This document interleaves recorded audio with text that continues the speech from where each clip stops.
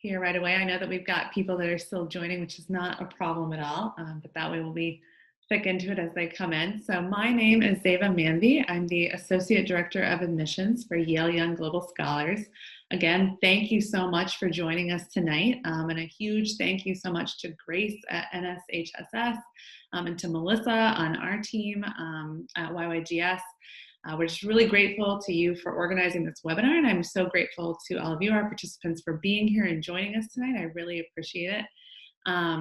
As you can see, this is going to be a webinar that's about Yale Young Global Scholars, and our website is up there on the screen as well, globalscholars.yale.edu. So you can feel free to navigate to that at any point during this webinar. I'll certainly be referencing it as well. And we'll just give a little bit of some program overview and then have a chance for questions as well. Again, I'm really grateful to the National Society of High School Scholars, NSHSS, for organizing this webinar. Your organization's mission, I know, is in part inspired by the mission of the Nobel Prize, which is really incredible. And for me, as someone who's spent a decade of my career working with college access nonprofits, helping high school students who would be first in their family to attend college, I'm a huge supporter of any membership organization that helps to connect students to opportunities and programs. So we're really grateful for all the work that NSHSS does, and so grateful that we have the opportunity tonight to share this opportunity with you. Whether you're joining us live or viewing the recording, we really appreciate you taking the time to do this. So again, my name is Zeva Manvi. I'm the Associate Director of Admissions for Yale Young Global Scholars. And I'm here to talk to you tonight about our opportunity that's mainly for June and July of 2021, which is our academic enrichment program, YYGS Connect. So before I get into that, what I want to do is launch a quick poll to learn from you all what you're most interested in hearing about during this webinar. So thank you so much, Grace, for helping with that. So you can see the poll is up on your Zoom controls now, which is just what are you most interested in hearing about during this webinar? And you can vote among general program information, if you want to hear more about our eligibility requirements, how to apply. We can do a deep dive into the academic components of the program, our lectures, seminars, etc. You want to hear a lot more about our tuition and need-based financial aid. That's certainly a niche for our program. Or if you want to hear more about benefits of participating in YYGS, I'm happy to talk through that as well. So I'll give another couple seconds as people are voting. And then Grace, whenever you're ready, if you want to go ahead and share the results. Awesome, great, thank you so much. Okay, great, so a pretty even spread across all these things. That makes sense, happily for all of you. We're gonna be sure to talk about all of this. So yeah, we'll make sure that we cover all of this, and I'll make sure I put particular time towards, it looks like, eligibility requirements, how to apply, academic components, and some of the benefits of participating in YYGS and our alumni opportunities. I'll note, I'm sure for many of you, you're familiar with Zoom webinars, that you're in listen-only mode sort of throughout the webinar. But the great thing is I do have my colleague, Melissa, who's on the line with us today. So if you use the questions feature of Zoom at any point during this webinar, you can chat questions into Melissa and she'll be able to answer them directly. And we'll also have time for Q&A at the end of this webinar as well. I'll be happy to field any of your questions then as well. And then you can always feel free to email us as well. Very similar to our website, that's just global.scholars@yale.edu. So with that, again, I'm just going to give a little bit of program overview and information, and then we'll do a bit of a deeper dive. So YYGS, we are, as I noted, we are an academic enrichment program for high school students from all over the world. So that really is our niche, is in global diversity and accessibility. So every summer, we run in the summer in the Northern Hemisphere, I should say our June and July, as I noted. We run academic enrichment programming that brings together students from over 130 countries around the world to participate in one of our 4 interdisciplinary 2-week sessions at Yale, whether we're on Yale's campus or, as this year, as you hear me say, virtually, and I'll talk more about that as well. It's really a chance to immerse yourself in a global learning community. So when I talk about how students are coming from over 130 countries around the world, that includes all 50 US states, it's really hard to give an actual visual to that or what that looks like or feels like until you really see it or experience it. So if there, are 10 of us that are talking on a Zoom call, and each of the 10 of us comes from a different country, and that's 10 different countries, that's a pretty unique experience. When you really have many, many students from around the world coming from 130 countries, it's truly difficult to put into words. I've been in a lot of different diverse environments in my time, but there is nothing like the global diversity that you find at YYGS. With that, there's other things that are unique to this niche as well. So a big reason that we are 2-week academic enrichment summer programs and that we're not for credit is that's part of how we are so accessible to students in both the Northern Hemisphere and the Southern Hemisphere. So in the Northern Hemisphere, for a lot of students, they are on break from school during the June and July months. But for the Southern Hemisphere, there's lots of students who would be in school during those sessions throughout June and July. The great thing about doing 2-week programs is that typically gives students an opportunity so that any one of those 2-week session offerings that we offer might be able to overlap with a break in their school session. So what's equivalent to like a winter break in the Northern Hemisphere. So that's a big part of the logistical reasoning why that makes so much sense for us to continue to be as globally accessible as we are. The academic enrichment component reason for having no grades and no course credit is that this program is all about learning for the sake of learning. We really look for students who are intellectually curious and who are all about exploration and collaboration. So they want to dive deeper into any one or a number of academic disciplines. And they are really curious and they want to set their own seminars and pursue knowledge for the sake of knowledge, and also have that college access component as well, where we can connect you, as it notes there, to some direct access to Yale resources. So what does it look like to be learning in an environment where you can connect to the labs, the libraries, our admissions office, like any of the different resources that are at Yale? But we're not a feeder program for Yale, so it's a common misconception that can occur. YYGS is the official pre-college program of Yale University. And so in that pre-college space, there's a range of types of programs. But with YYGS, what's unique about us is we are run by the Office of International Affairs. So we're not an admissions initiative, we're not a feeder program, we're not a revenue generator. The main focus was truly, we were started by professors and others at Yale who wanted to think about what it would mean to bring together young people from around the world to address global challenges and come up with innovative solutions that might address those challenges when those students go on to become adults and leaders in their field, by bringing those perspectives to bear on those issues. So what I mean by that is if we're talking about an issue like access to water in sub-Saharan Africa or something, I might be able to have a really rich conversation about that issue. I myself, coming from rural Ohio, small town Ohio, with my program director, Elena Gonçalves Blanco, who comes from Spain, and she and I could talk deeply about that, do a lot of research online, and talk about access to water in sub-Saharan Africa. We know that conversation changes dramatically when you introduce into that conversation actual people who live or go to school in sub-Saharan Africa, as well as maybe other parts of the African continent, and maybe perspectives from something unique that's occurring around access to water in India or something as well, right? So that's the kind of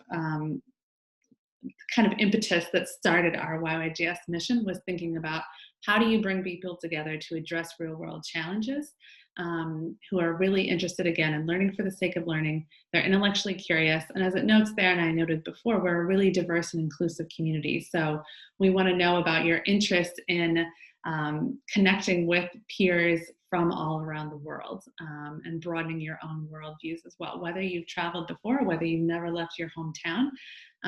YYGS is really a mix of students. I get this question a lot working in admissions, and sort of what are we looking for in a student? And the two questions that I direct all of our readers to look at are, what is the student going to contribute to YYGS and bring to the program? And what is the student going to take away from the program or look at wanting to impact us either within themselves or in their community when the program concludes as well? So those are the kind of things that we're looking for. We also have a mix of what I would call round and pointy students, right? So round might be, or I should say pointy, might be easier to define narrowly. Pointy would mean like biology is my life and biology is my passion. I've known since I was born that I want to be a doctor, and everything I do is focused on anatomy, biology, the path of medicine, right? So we have a lot of students in YYGS that might be that solely driven or focused on a particular track. Those are mixed with what I would call round students, where maybe I'm interested in a range of academic disciplines, but I've never had the chance to take a marine biology course or an oceanography course or an environmental science course. So I'm looking at the science track maybe the same way that the pointy person who's interested in biology is looking at, but we're coming to it with different perspectives that way. So with that, I want to make sure that you all are aware of exactly what our session offerings are for 2021. So you can see that we offer 3 different 2-week session dates. So that's session 1, which is June 21st to July 3rd, session 2, July 5th to July 17th, and session 3 from July 19th to July 31st. So those are the 3 different session dates that we have, session 1, session 2, and session 3. Then we offer these 4 academic tracks within each of those 3 dates. So those 4 academic tracks are our STEM track, Innovations in Science and Technology, or IST, our humanities track, Literature, Philosophy, and Culture, or LPC, our cross-disciplinary track, Solving Global Challenges, or SGC, and our social sciences track, Politics, Law, and Economics, or PLE. So when you look at our website, you will see, if you go to, again, it's globalscholars.yale.edu, and you go to sessions, or anywhere that you see, and under YYGS Connect as well, and you see these listed, that's where when you see, like, let's say, for example, Literature, Philosophy, and Culture, LPC, you might see LPC 1, LPC 2, and LPC 3. That's just referring to the session dates in which it's offered. So the course itself is the same. It's just you'll be with a cohort of students who's available that time as well as you. So again, if you're doing LPC 2, that means you're doing the Literature, Philosophy, and Culture session during session 2, July 5th to July 17th. In terms of the academic components of our program, I'm going to do a little bit of a deeper dive into each of these. But again, I wanted to give you a sense of what it looks like when you're doing a program that's academic enrichment, not for credit, and what the kinds of components that we offer are. And I'll talk specifically about what this looks like when we've pivoted to online, which we've done in response to the pandemic, and I'll share a little bit more about that as well. We do offer 2 different session schedules to accommodate time zones all around the world online. Those are available on our website as well, globalscholars.yale.edu. And if you go to YYGS Connect, you'll see sample schedules. It'll have some notes about technology as well. And again, I'll come back to that after we do a sort of deep dive into these academic components. But I want to make sure that we're not burying the lead there, very upfront, that the program is going to be online this summer. And that was mainly critical for us to do in order to maintain our global diversity when we have students coming from 130 countries around the world. So regardless of what occurs, and we really are hoping and praying along with everyone else for a vaccine, for things that would make it safe for us all to be able to interact and be together in person again. But the odds that that would both be possible, be safe to do with bringing 130 students together to be in a dorm, and would be able to occur when we have embassies opening, visa requirements, et cetera, we were really concerned about that. And so by trying to navigate around that, we wanted to offer YYGS Connect online again. And I'll share a little bit about what we learned from doing YYGS Connect this past summer, 2020, for students as well. So our curriculum for YYGS, as it notes there, is really all about, again, exploration and collaboration. So I'm going to give a short snippet summary of what these components are, so you've got in your mind what's the difference between a lecture and a seminar, for example. And then I'll go in a little bit deeper about what each of these means and give you some sample ideas of what's a sample lecture, what's a sample seminar, et cetera. So lectures are where we have typically Yale faculty or world-renowned experts giving a lecture to the entire session. So if you're in, again, to my example earlier, if you're in LPC2, we're a program that's big and small at the same time. So we're typically about 200 students per session. So there might be 200 students in LPC2, and that'd be 200 students in that lecture.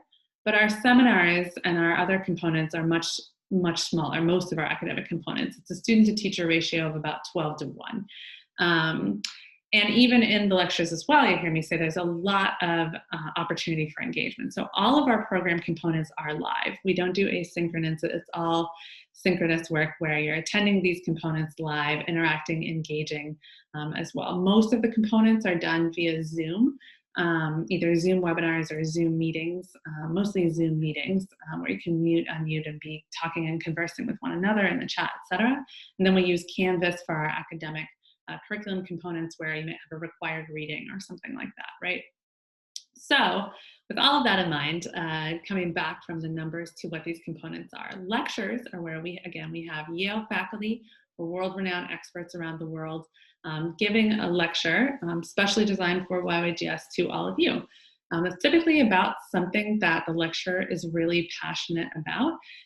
So we have had lectures from our professors here at Yale. That might be like John Kerry, our former Secretary of State and presidential nominee. We've had the guy who discovered the Higgs boson particle, really an incredible range of people who have lectured with YYGS.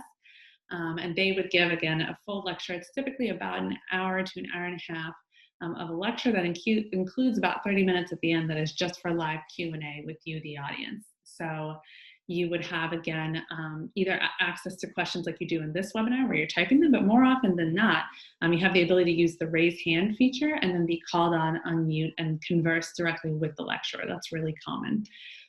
So we have our lectures, we have breakout sessions, which is typically where you are debriefing in a smaller group, again, 10 to 12 students maybe, what you learned in the lecture. So that's a chance to do a little bit of a deeper dive. We really want you to dissect these lectures. So it's not about like, what did you learn, write it down, report out. No, we want you to think about, did you agree with the lecture? Did you disagree? Do you think the lecture could have been better? What topics do you wish they'd covered? Like really kind of wrestle with the issues and things that were brought up either during the lecture, during the Q&A, when you did a reading for the lecture, anything like that. And it's really a facilitated discussion. So there's not a set syllabus for that or something. We typically have a current Yale undergraduate or graduate student who's acting as an instructor that's facilitating that discussion. But they are just working with you all to kind of ask guiding questions to help with that. So then after our lectures and breakout sessions, you also have seminars. So seminars, again, I'll give some sample ones as well. That's where those current Yale undergraduate and graduate students, they're typically either a one-off seminar where it's in one day, here's a seminar, it's about, Black feminisms around the world, something like that, right? Or it might be over multiple days. Sometimes that happens in our LPC program in particular.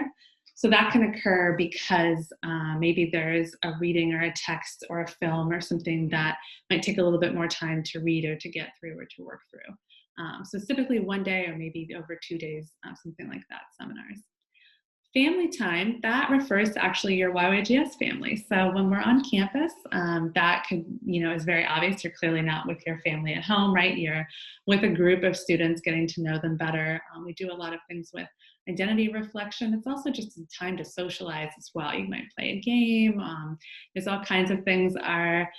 Both our students, I have to say, and our instructors are extremely creative, and that's been one of the single best and biggest feedbacks that we've gotten from doing YYGS Connect, is it doesn't feel like online school, because it's not.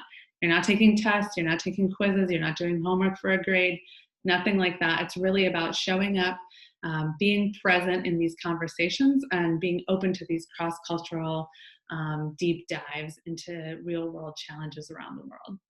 So that's a lot of what's happening in lectures, breakout sessions, seminars, family time. Our capstone project is kind of connected when we go online to simulation that it notes there. So simulation is sometimes, if you're familiar with Model UN, that might be one way to think about it, sort of related to that. But it's thinking about, again, how do you take a real world challenge and work with a team to come up with a solution for it that you're researching over the course of 2 weeks. So it's sort of a 2-week research project. And the capstone of it is sort of the simulation finale presentation. That's a lot of what happens online. Our impact panel, as it notes there, that's really, really cool. The last year that I saw that was pretty amazing. That is typically YYGS alumni and some other experts from community-based organizations, CBOs, NGOs, nonprofits who are talking about how they themselves started or were part of a movement to have real impact after their time at YYGS. So we heard from some people on the impact panel who had worked with refugees, who had worked with people in North Korea, Syrian refugees specifically, who had done work with first generation students. So it's pretty cool to see how people sort of take the ideas that they've had in YYGS or in similar kinds of programs or from their own life experience and turn that into action. And we want to be able to share that with all of you and again, give you a chance to interact with them, ask questions. It's a really dynamic panel that way. And then for our opportunities across Yale or OAY, I know I mentioned that before, that's really a chance to get access to Yale resources, but specifically so that you have a sense of what those resources look like at any college or university around the world. So sometimes that's talking about things like time management or organization. More often than not, it's looking at what are those actual resources. Again, how are you using a research library on a college campus? What do the labs look like on a college campus, giving you that experience. And those departments have been extremely generous with us with YYGS. We have long-standing relationships with them, and they're happy to share resources with all of you. As it noted on the last slide, we do give a certificate of completion for successfully completing any of our 2-week sessions with YYGS, which is basically a downloadable PDF. And you can upload that into your college or university application around the world. YYGS is an internationally recognized credential. I've been doing this for about 3 years now with all of our admissions for YYGS, and I love talking with admissions officers everywhere. They love students that have had YYGS experience, in particular, again, because they know that they're critical thinkers who have really worked with students who they've never met before from around the world to grapple with deep questions. So to do a deeper dive into some of those components that I just mentioned, I talked about lectures. You can see there from when we were on campus, that was a lecture in the Yale Law School. And then also what that looks like on Zoom as well. So you can see that the lecturer is sort of on a live Zoom meeting. The students there can unmute, raise hands and ask questions. They're in the chat as well. So it's a pretty cool time. What I like about the chats with the lecturers as well, sometimes students are talking with each other about what they heard then. So that can happen there. That can also happen in Canvas ahead of the breakout discussions. There's a lot of ways that occurs. And I have really loved being able to attend the lectures for YYGS, especially around the pandemic, the fact that they are so current events driven. So a lot of the lectures I saw in our politics, law, and economics course, for example, were on the economics of what was happening with the impact of the COVID-19 crisis and pandemic around the world. So they're very current, very cutting edge, and it's really incredible to get access to these renowned researchers who are often, usually we sometimes can't film our lectures or we can't record them or share them publicly because the research is private and ongoing currently before it's been published. So that's pretty incredible access for all of us to have. You can see a broader set there of some sample lectures. We do have a ton of lectures across all of those sessions you can imagine. You can see there between Onyeka Obiocha, Daniel Prober, Miriam Chertow, David Bach, some really, really incredible lectures there. I know Onyeka's there was one of my favorite lectures last year where he was really talking about values and how they change over time related to social entrepreneurship. It was pretty incredible. And it was one of those things that I was like, wow, I wish I had heard more about this and how values that you can think you sort of hold deeply entrenched change and fluctuate as you're starting a business and working to give back to community over time. It was pretty fascinating. Breakout sessions, we mentioned that as well, that's sort of digging deeper into the content of the lecture with a small group of peers. And I know I talked about that at length, so I won't dwell on it here. I do want to be able to leave this slide up for a second because it has some sample seminars. So as I noted before, seminars are really where we want students to be able to be their own driver and kind of pursue their passion as they choose among a large blue book of seminars. So what happens is you receive, and this is always true whether we're on campus or online, you receive ahead of time a digital blue book for your session of all the seminars that will be offered then.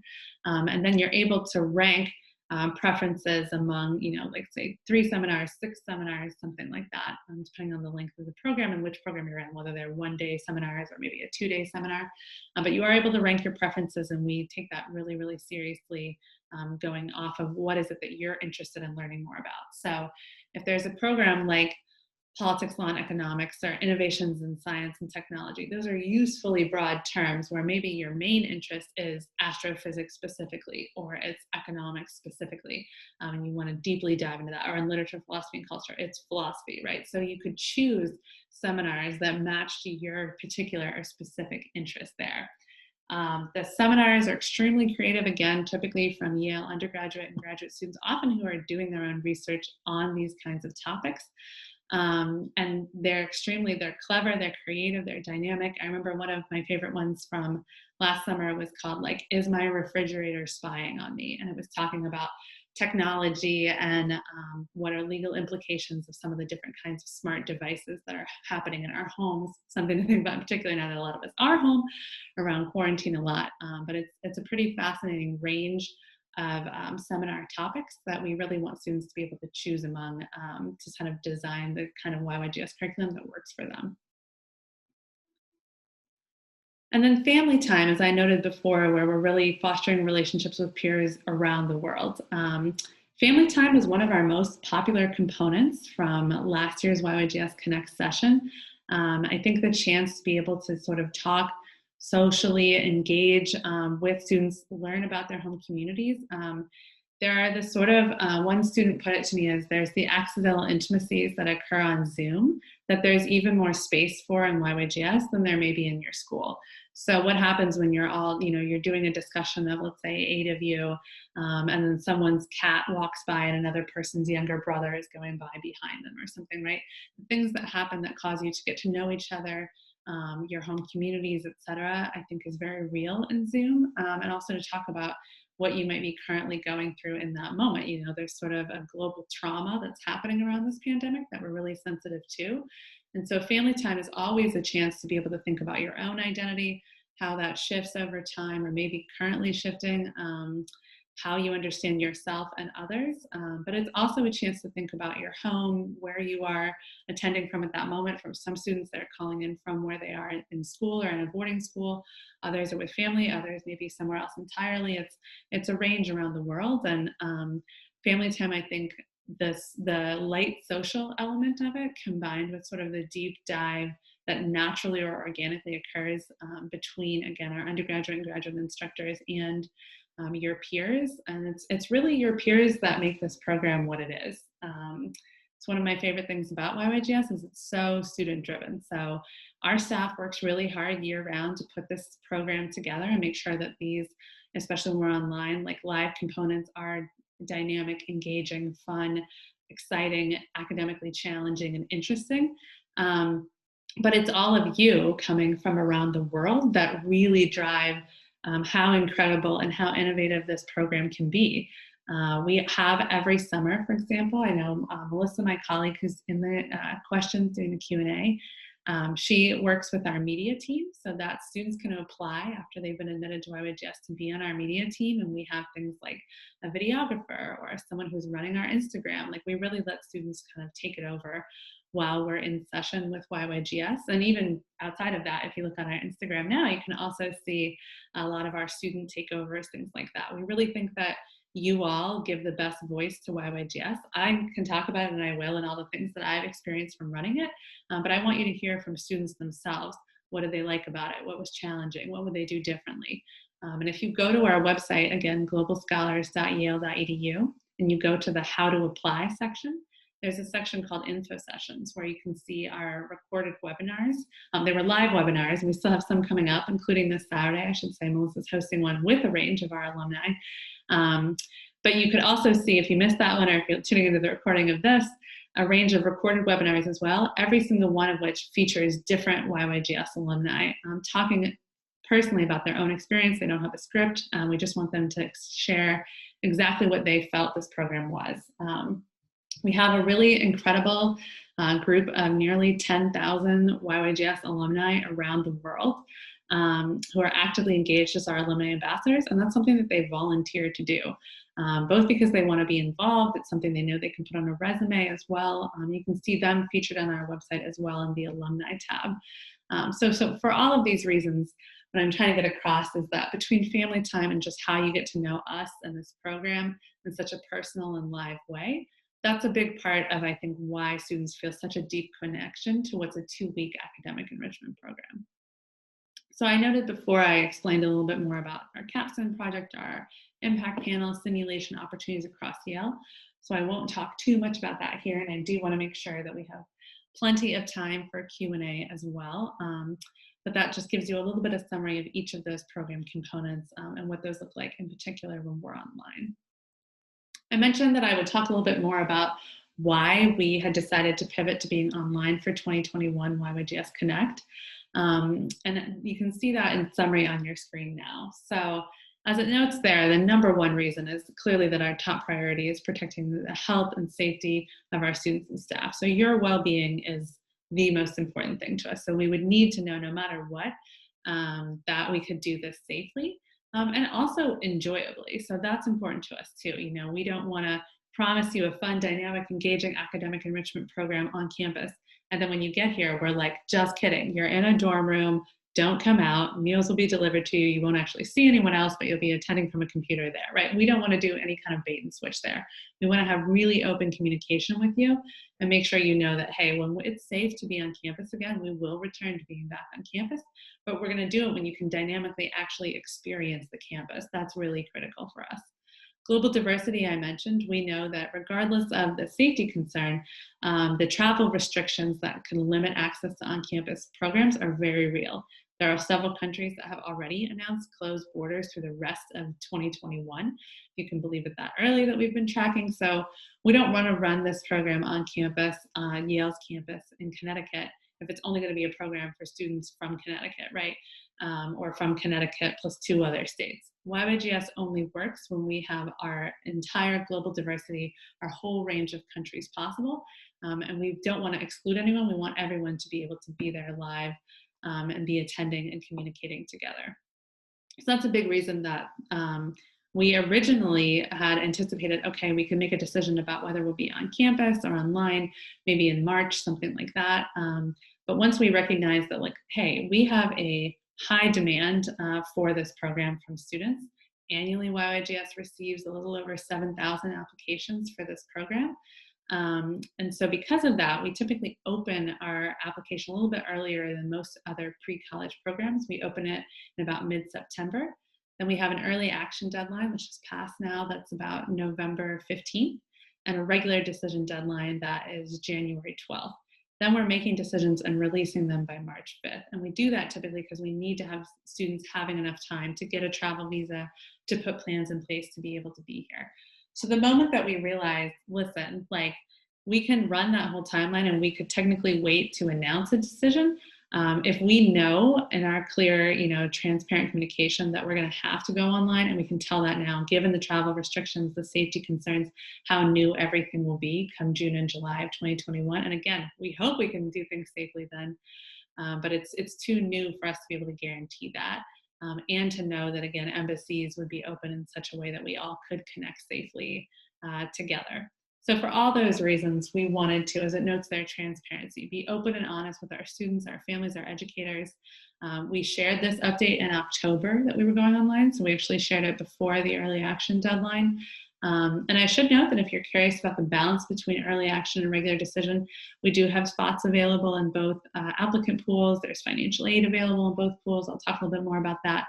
We do have a whole webinar that's up about choosing the deadline that's right for you. So anyone who's applying from now going forward, between now and our regular decision deadline will be regular decision between now and January 12th. But rest assured that there is going to be over 1,000 spots available and plenty of financial aid as well. So we really do encourage you to apply. And in this effort, we want you to know that what you're applying for is our online 2021 YYGS Connect program. The other thing I want to say about this, in the interest of transparency, is I'm a big data person. You might have guessed that with all the numbers that are often rattling, or that I'm giving you off the top of my head. And I'm always happy to share those openly and transparently as well. So if you ever have any questions about that, you can always email us at global.scholars@yale.edu. I'll share here everything that I know of that as well. I know I mentioned that annually we have about a little over 7,000 applications coming. You saw before that we have 12 session offerings, so those 3 tracks, those 3 session dates and 4 different tracks, and about 200 students per session, so about 2,400 spots. And I can share that last year we had about a 93% yield rate, so that's out of everyone who was offered admission, how many people accepted our offer of admission. And I'll also be able to give some numbers about financial aid coming up as well, which is something we're really proud of, and I would encourage you to ask other programs about as well. So for YYGS, annually we have over a third of all of our participants are on some form of need-based financial aid from us. And I'll share exactly what that looks like. And we're really unique in that we are one of the only programs we know of that offers exactly equal need-based financial aid to both domestic and international students. So that's a big way that we're as globally available as well. So I know I mentioned I'll talk about our tuition costs as well coming up, but I do want to note that up front, when we pivoted to online, we did reduce the cost to adjust for not having room and board, things like that. But we do still have significant program costs because we run a live program that involves all of our year-round staff, hiring the instructors, working with lecturers, paying for the technology platforms. So there's things like that where there is still a cost to it, but we're trying to maintain our need-based financial aid at exactly the same level to make sure that this program is as accessible as possible. And again, I'll dive kind of deeply into that in a moment. What I want to talk about now with us going online is what our sample schedules look like. So I don't expect you to necessarily be able to see this deeply or well, particularly if you're joining on a phone or maybe it's a little bit small or blurry on your computer screen. But I want you to know that these sample schedules are up on our website. So again, globalscholars.yale.edu. If you go to YYGS Connect, in that upper right corner, you would see where it says sample schedules. And this is exactly what you see as our 2 sample schedules. So this again is to accommodate time zones around the world. So we have an AM schedule, which refers to the morning at Yale or Eastern Daylight Time, EDT. That's just what it is in June and July. And we want to give you what those times are, as you can see, both in terms of like an AM, PM breakdown, like, 8 a.m. to 9:30 a.m., right? Something like that. Also in military time, so, from 1300 to 1500, right? Something like that. So I want to try to make it as clear as possible because we know people do time and dates all differently around the world. But you can see what it looks like for our AM schedule and those offerings, and also for our PM schedule or the evening at Yale and those offerings. So what happens is you end up doing lectures together. So you'll notice that the lectures, that 11 to 12:30 p.m. time is the same across both schedules. And for the AM schedule, you've got components that are happening our morning at Yale ahead of that time or before that. And for the PM schedule, you've got components that are happening after that time. So those are some things to be aware of there. You might also note, if you're eagle-eyed, that it mentions in those schedules another opportunity that I didn't talk about before, which was special meals. So that's a holdover from when we were on campus that we're really excited to be offering this June and July as well. Where it doesn't mean we can't, unfortunately, deliver a meal to you where you are around the world. What we can do is all kind of break bread together. So special meals are elective, they're optional. It's where we can talk about what does it mean to be LGBTQ plus on a college campus, et cetera. So it's elective options to have sort of lunchtime discussions, let's say. Lunchtime, if you were at Yale, it could be anytime, dinner, breakfast, et cetera, around the world, where you can come together and talk about other issues outside of just our standard curriculum that are offered by both of our staff, but also our instructors as well. So it's really a range of special meal options that we have. Sometimes a student might propose a special meal. Sometimes it's a chance to do a smaller discussion with the lecturer that was featured that day. So we've got kind of a range of those, but you'll see those in the sort of optional spaces in both of the schedules as well. So I just want to make sure, again, I don't expect you to be like screenshotting or deeply staring at this. It's more if you go to our website, I want to make sure that you're aware that these schedules exist. It's a PDF. You can view it in your browser there or be able to download it and review it that way. And then what we're expecting you're doing is looking at sort of time zone equivalents. from what those YYGS Connect schedules are to where you would be attending from. So as it notes there, if you're looking at what time does the lecture begin, we noted the lectures are combined from 11 to 12:30. So if the lecture begins here on Yale's campus at 11 a.m. EDT or 1100, that would mean it's beginning at 8 a.m. in Los Angeles, at 4 p.m. in London, at 5 p.m. in Cape Town, 6 p.m. in Moscow, and 11 p.m. in Beijing, right? So what you want to do is think about, again, what is the time difference in the equivalent? And then in your YYGS application, you're able to do a couple of things around your session preferences. First, you could rank up to all 4 of those topic preferences. So you could say, you know, my first choice is LPC, my second choice is PLE, my third choice is SGC, and my fourth choice is ISC. That's one option. You could also say, I only want one choice, like I'm only interested in LPC. So that's my first choice, that's it. Or you could rank only 2. I would do either LPC or SGC. Those are my only 2 ranks. So you can rank among your topics. Then it's going to ask among the session dates, which of those are you available? And that's a check all that applies. So I'm available sessions 1, 2, and 3, or I'm only available sessions 2 and 3, something like that. And if you note that you're available for more than one of those sessions, it's going to ask what your first choice preference is of that. So if I say I'm only available sessions 2 and 3, and it'll say, what's your first choice? I might say, well, my first choice preference would be session 2, because I'm not sure if session 3 will overlap with a family vacation or something, making that up, or another, academic commitment. It's very common for students to combine YYGS Connect with another program, with a summer job, with experiences with your family. Maybe there's a virtual wedding or something you're attending, right? That's really common because it's a 2-week program. So it's really designed to be able to accommodate whether you're also in school during that session, you've got another program, et cetera. So what you're trying to do is see, hey, when am I available? What topics am I interested in? And then, as it noted there, we do have an AM schedule and a PM schedule, which you can view again on our website.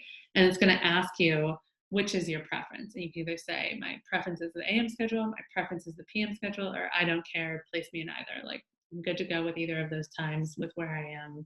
That would be fine. So we want to make sure that you're crystal clear on sort of what that looks like in terms of how to apply.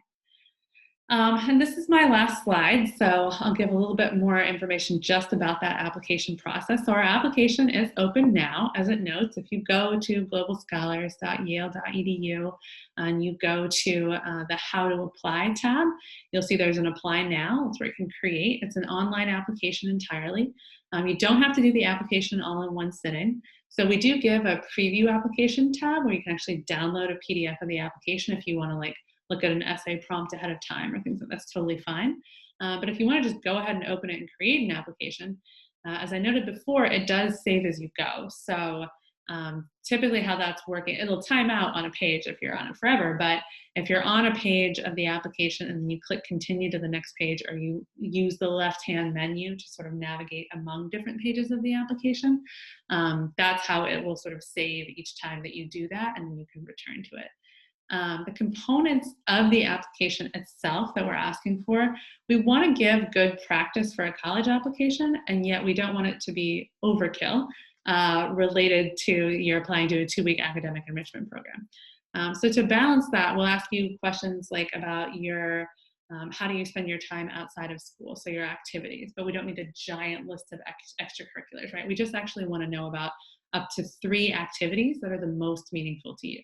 So we're going to ask you, what's the most meaningful activity you do? Then you could choose to do up to 2 more if you want, but that's optional. And those could be what you might think of as typical extracurriculars if you're in the US, for example, like sports or volunteering or things like that. But a lot of times that's things like family responsibilities, maybe especially around the pandemic, you're babysitting a younger sibling, maybe working a part-time job. Any of those things count as activities that are sort of outside of school. So we're going to ask about your activities. We're going to ask for a transcript. You have the option there to do what's called an official transcript, where you're giving us contact information for an official at your school, and then we'll send them a unique link where they can upload a transcript.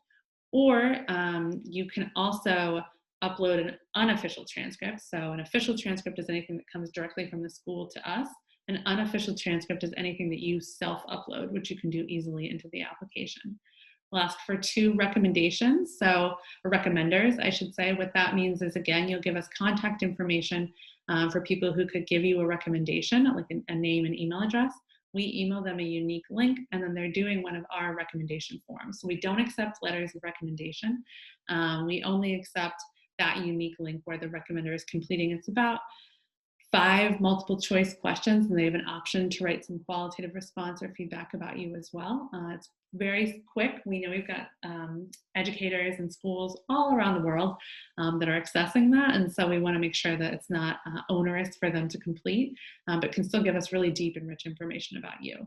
So a transcript, 2 recommendations, talking a little bit about your activities, a little bit about you, your personal background. So you can just say, it's really common for a lot of our students, if you have a primary citizenship and or a secondary citizenship, where you go to school, those kind of things. And then we basically ask for our essay section is 1 essay, 2 what are called fast takes. So those are kind of like the size of a tweet. So that would be something like one of our, again, you can see all these in our preview application. One of our fast takes this year is asking about if you could have a conversation with any fictional character from a book, a film, comic book, etc.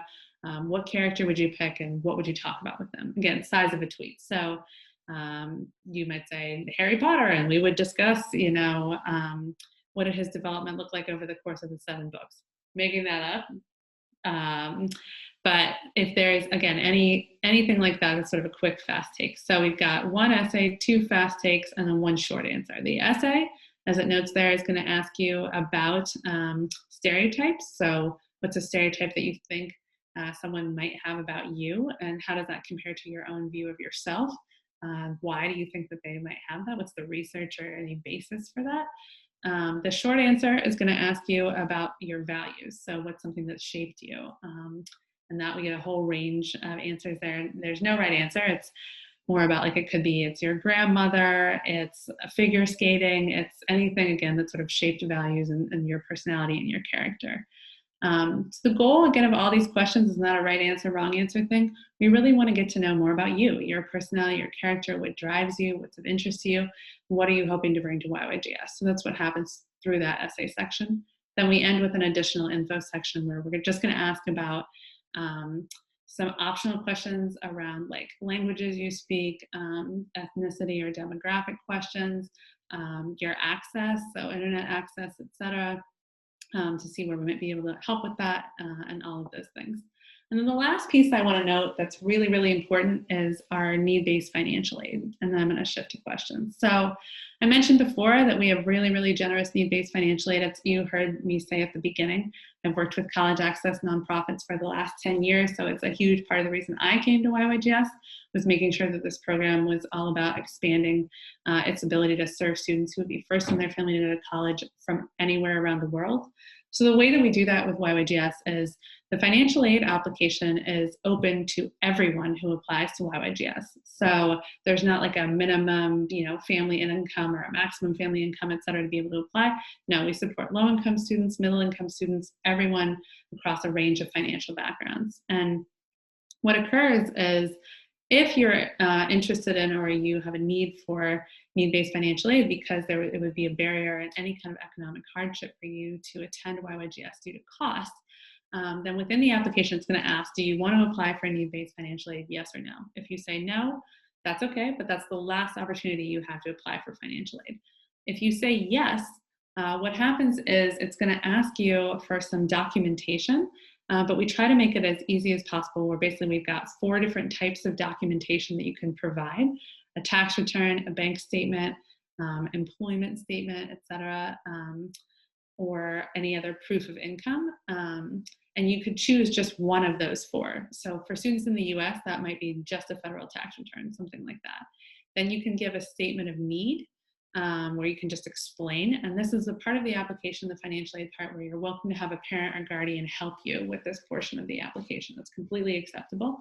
Like, they could write your statement of need, for example. That would be completely fine, where they can share a little bit more about your family's financial situation and make sure that we're crystal clear on that. And then it's going to ask you about expected family contribution. So that's your EFC. So that's really preparing for college and that terminology, which is saying, what reasonably do you think that your family could contribute towards the $3,500? don't worry, we don't hold you to it. We're not like, and that's the amount of it. We just want to know, like, from your perspective, what's going on with your financial situation and what you all are thinking you can reasonably contribute to this program. That could be impacted by those technology issues. So maybe you say, hey, like, I'm going to need a Wi-Fi hotspot, or I'm going to need to get a tablet to be able to do this program during the summer. So if I factor in the cost for that, then that would reduce the amount that my family could pay towards tuition, something like that. So those are the kinds of transparency that we're trying to communicate with you, that we want from you to us, to make sure we can help you do this program. And then what occurs is two things. One, we're nearly need blind with regard to need-based financial aid. I'm really proud of that. So our readers, when they are reading YYGS applications, are not able to see the financial aid portion of your application at all. We literally hide it in the platform and technology. So when a reader is reading your application and thinking about whether we should be giving you an offer of admit, waitlist, or deny, they can't see whether or not you're requesting financial aid at all. They can't even see your answer to any of those questions. If they mark you as slated to be offered an offer of admission, then a financial aid reader, so a totally separate reader, looks specifically at your financial aid documentation to try to say, hey, what's the most amount that we can give to meet your need? So the reason I can't say that we're fully need blind is fully need blind.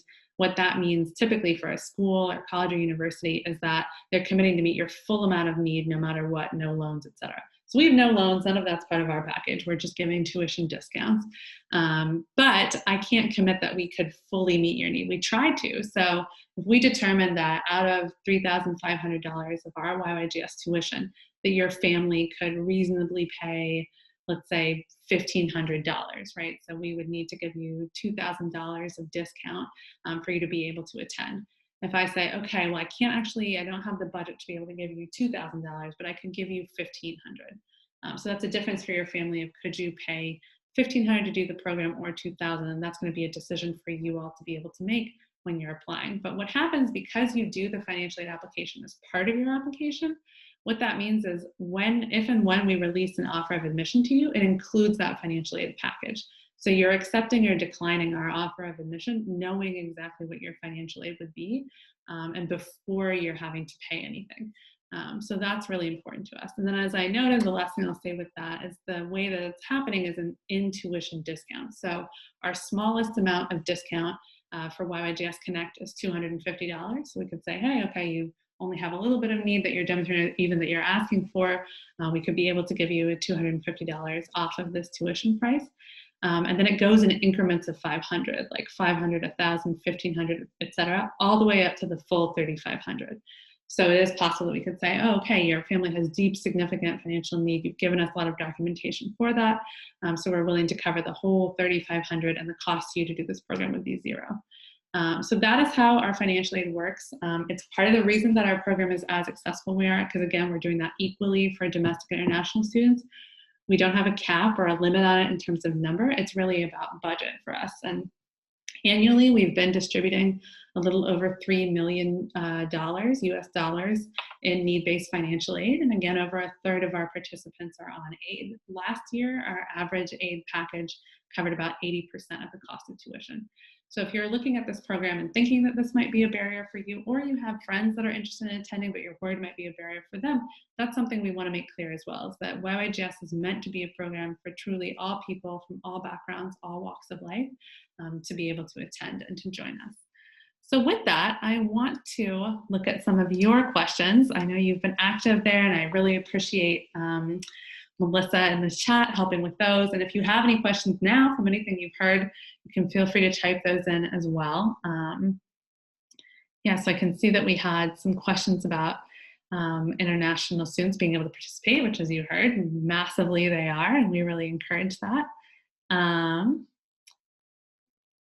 Okay, yeah, and then we had a question, I appreciate that, about what's the chance of being admitted. So as Melissa noted there, we have about, as I know, a little over 7,000 applications we're receiving every year, and we have about 2,400 spots, and last year we had about a 93% yield rate. So you can see where it's competitive, it is, but we encourage everyone to apply. We don't have like a minimum GPA requirement. The other thing I should note is that we do not take any standardized tests. So we don't accept an ACT, an SAT, and APs, none of that. The reason for that is because the data around a lot of those tests supports that they can be extremely discriminatory and really a barrier, and not actually measuring many things that are useful regarding your academic ability.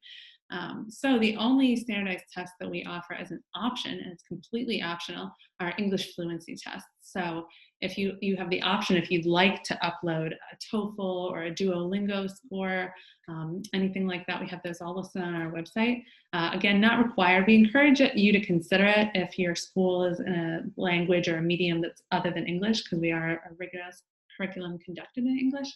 But it's absolutely not required. So that's the only optional standardized test score that we would take. But aside from that, we really want to hear about you and your academic journey. So it doesn't need to look like 4.0, grade point average and perfect test scores across, we care about you. What is your interest in learning? What's your background? What's your passion for this program? And why do you want to be a part of YYGS specifically? We hope that you're applying to multiple academic enrichment programs. Truly, they're competitive. So if you aren't able to do a program with us, I'm hoping that you are able to do a program with any of our peers at Brown, Stanford, et cetera. But if you're choosing to apply for us in our application, we're going to ask why us? What makes you interested in our program? Yep, and then I see questions around extracurriculars, which I know I mentioned before, so it can be a whole range of things. Don't need to, really the maximum number you can put there is 3. So it's about why you do the extracurriculars that you do and your description of that, more so than a quantitative number of those. That's really important.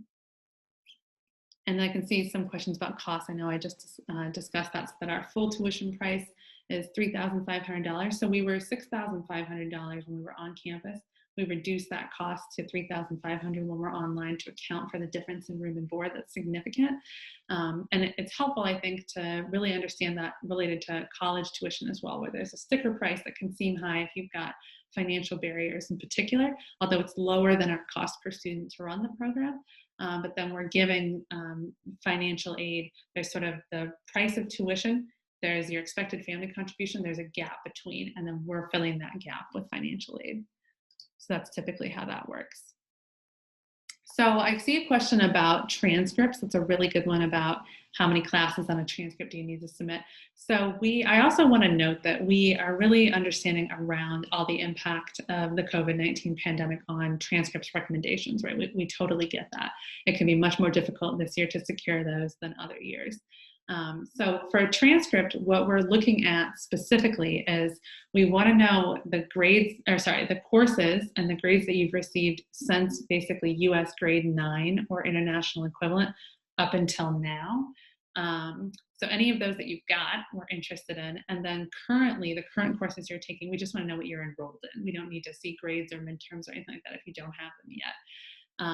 And again, we're really understanding on the impact of COVID-19 if any of those shifted from letter grades to pass fail or your international. I mean, listen, we're working with high schools truly from around the world. I think last year we had like over 900 different high schools represented. So we've seen all measure of system, and those transcripts can be submitted in your native language. They don't have to be translated into English. Our readers are trained to do it across. You truly would be impressed with that. And then again, what we want to see is what are the courses that you've taken and the grades that you've had just since grade 9 up until now. Sometimes that looks like multiple transcripts, and sometimes it's one transcript covering all of it. And we know in our application too how that works if you have attended multiple schools, for example, in high school. That's really common, and we can help with that too. So the last thing I'll say is we've got our last minute here. Again, feel free, if you do have questions, you can keep typing them in and we'll keep checking them out. But you also, anything that we don't get to, you can also email us, as it notes there, global.scholars@yale.edu. We don't have any bots or automated responders or anything. It is our staff. It's me, Melissa, Tina, Jess, etc. We are answering your questions there. We're more than happy to. So if we don't get to your question here, please feel free to ask it there. And around eligibility, I just wanted to note that typically the way it works for YYGS is we're working with students who are typically, I see the question about age. So our students are typically 16 to 17 years old when they're participating in the program. So usually we want students to have had at least one complete year of high school prior to applying. So you've completed your freshman year of high school and then you're applying. So you're either a high school sophomore or you're a junior when you're applying. And then we want you to have some amount of school left after the program concludes. So if you're in the Northern Hemisphere, you might have a full year, like your senior year, so you participate in either your sophomore or junior year, the summer after that, then you have your whole senior year afterwards. If you're in the Southern Hemisphere, you might only have like a semester left, right? So you participate in the program in June or July, and then you graduate that following December, something like that. So that would be completely fine that way. So we're looking again at 16 to 17 years old, and that you're graduating from high school at some point after the program. And then again, your English fluency, the main thing for us is just that it's strong enough that you can participate in a rigorous curriculum conducted in English. So that's where we don't want to do a disservice to you. We're not an English language learning program. We are not set up to help if you need support and like improving or strengthening your English, but we want to connect you to programs that do. And it's really common for students to do a program that might help with strengthening their English and then come and do YYGS, either one. But if your English is anywhere close to strong enough that you're, for example, in school in English, or you could do a program like us, we encourage you to apply. And that would be great. And again, we don't require English fluency scores. It's just an option of something you can add to your application. And yes, you can definitely apply to more than one program. I see that question coming in. So we talk about this in our early action and regular decision webinar. I want people to be familiar with those terms, but we are not restricted non-binding early action for the students that applied early action, and our regular decision is not binding either. So what that means is you can apply to as many programs as you like, and then we're typically releasing decisions. You can see that on our deadlines page on our website. So if you go to globalscholars.yale.edu, how to apply, and click deadlines, you can see that we've committed to releasing decisions for regular decision by the first week of March. And then you would have time after that to do your what's called your admission reply form. So accept or decline your offer of admission, and then to pay your tuition amount. And again, you would know what your financial aid package was if you had financial aid, or to pay the $3,500 if it was full tuition. And then after that time, so you're doing that in, let's say, March, April. We do some waitlist polls, things like that around that time if we still have some open spots. And then typically around May, maybe April, May, you might be looking at your blue book and filling out seminar preferences, and then you're participating in the program either June or July. Awesome. So I think that answers the questions. I want to be respectful of everyone's time. I know that we have about an hour slated for this. So again, I just want to give a huge, huge thank you to Grace and to all of you from the National Society of High School Scholars, NSHSS. Thank you so much for hosting us and letting us share a little bit more about our opportunity of YYGS Connect specifically. Huge thanks to Melissa for everything you're doing in the chat and the Q&A. And then, yeah, please feel free to, again, email any questions we didn't get to. As I noted before, and I'll say again, if you're concerned about anything related to the pandemic, you might not be able to get a recommendation in, or you don't think your counselor is going to be able to get your transcript in, we have ways to help you. So those are not entirely necessary. We can make sure that you can work with us to be part of this program. And we really hope that you'll, again, email any questions to us that we can help you navigate this process. And as it notes there, our regular decision deadline is by midnight, 11:59 p.m. Eastern Standard Time on January 12th, 2021. So thank you again so much. And I hope that you all have a wonderful rest of your day, whatever time of day it is around the world. And we really appreciate you joining us today. So thank you.